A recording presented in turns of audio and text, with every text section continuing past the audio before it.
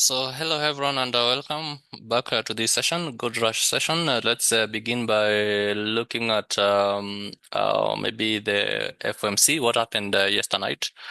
I think the video I shared yesterday had talked about the anticipation. So we were looking at 4.25 rate. That is them cutting the rates, the Fed cutting the rates from 4.50 to 4.25. All right. So that was quite anticipated. But maybe the shocker came in terms of dovish sentiment because most of the market sentiment was a 25 basis point cut could be having a dovish sentiment, but a 50 basis point cut is what could bring in an hawkish sentiment. Okay, so we saw the market react very volatile or very aggressive during that particular time. And some of the highlights, maybe to mention from what the Fed Chair Jerome Powell said, is that the reason why it was dovish is because the inflation is still elevated or is still a bit sticky because we saw July 2.7, August 2.9. So there was an increase, or the CPI was able to an increase in CPI or an elevation in CPI. So other things, I think they're in moderation, especially the GDP. If you look at the payroll job gains, they were able to slow actually to about 22K in the month of for the month of August. All right, so um, um, we are seeing the Fed chair was able to talk about maybe inflation is high, or inflation has increased for goods, but we are seeing disinflation for services continuing, right? So uh, he also talked about that they're projecting maybe probably beyond next year, most inflation expectation measures will be within the 2% goal. And yeah, so that's what we had yesterday, the main highlights, 25 basis point cut, but again, hawkish stance, right?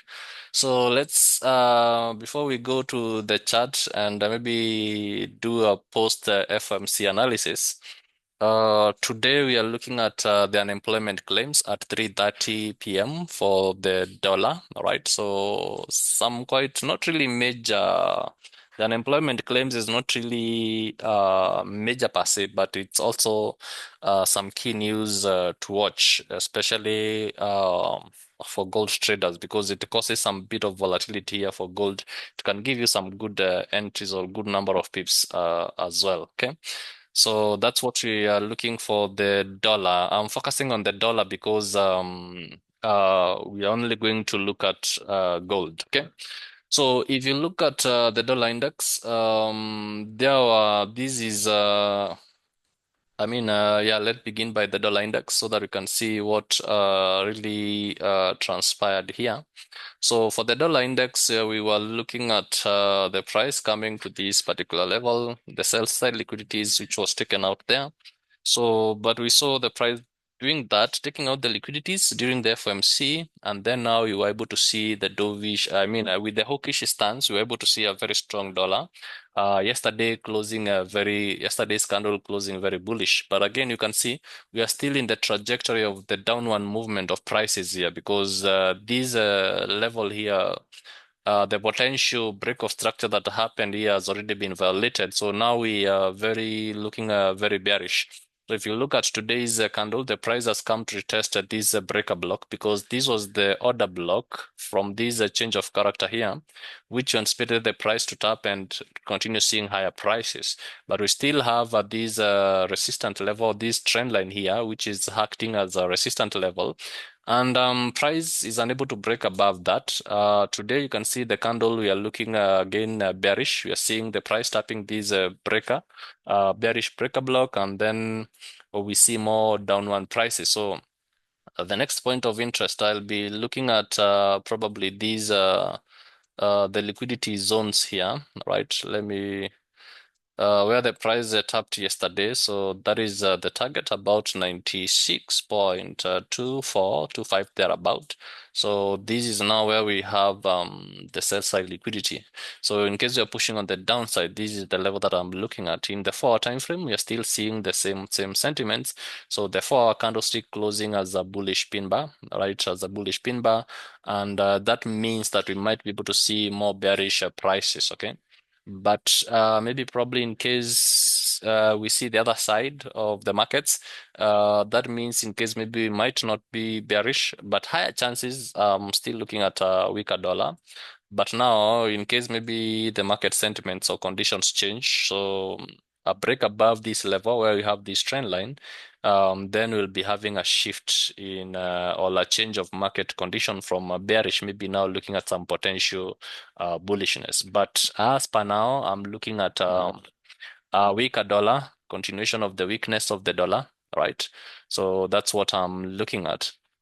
So when now we come to gold, so like I said, if you look at gold yesterday, they had some opportunities. This is the FOMC. You can see the candles of the FOMC. So we have the liquidities being taken out here. All right. So it took out the buy side liquidities. Okay, so that is the buy side liquidities that were taken out. The BSL.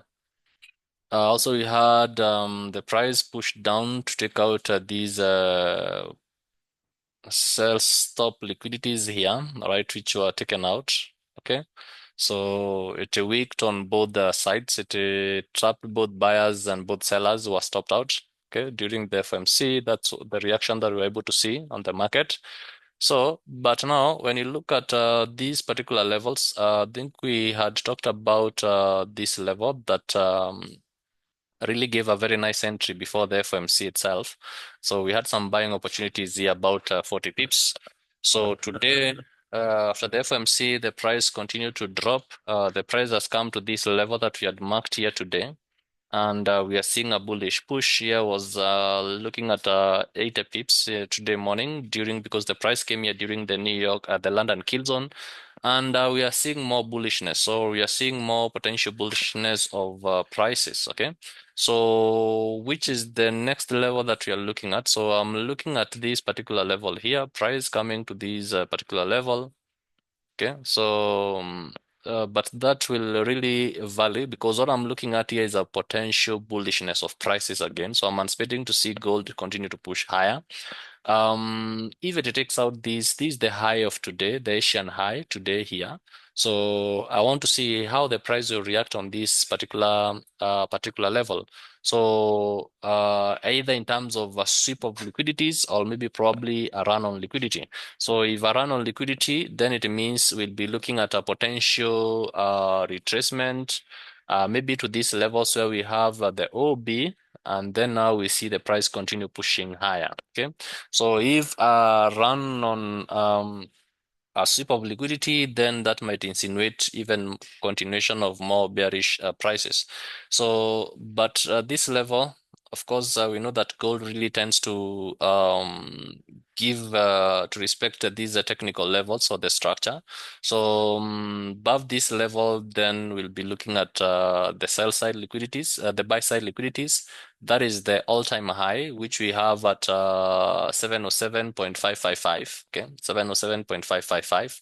That's 307 3707.55. That's why we have the all-time high, and that's what we will be looking at. Okay, so as you can see, the price is really gaining that momentum, but remember, still it's within the range of the news. So maybe it might be a pullback to the news. The reason why it is very important to monitor this level here. So if we see a rejection, maybe probably pushing the prices down, then we might be able to see the price come to this level. Then we look at some maybe potential buying opportunities. All right. So that's how I'm looking at gold technically. That's how I'm looking at it technically. So those are the key levels to watch today.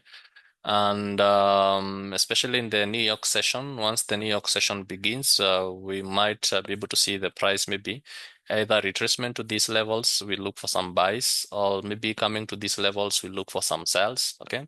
Or a break above this level, we look for some buying opportunities, targeting the sell side, the buy side liquidities to be taken out because it's a trading zone. It's actually 140, about 140 pips from that level. And a break below this zone now will usher us into these other structures here. So here it's also a potential buying opportunity here. So I will not be selling here because now if you look at these, it's not even there are two zones close to each other. So selling here is very minimal, but it's a potential level to give us some buying opportunities. Okay. So it's quite that's what I'm looking at today. So in all I wish you today is a blessed day, a peaceful day. Remember to stay focused, to stay disciplined, and always to trade with purpose.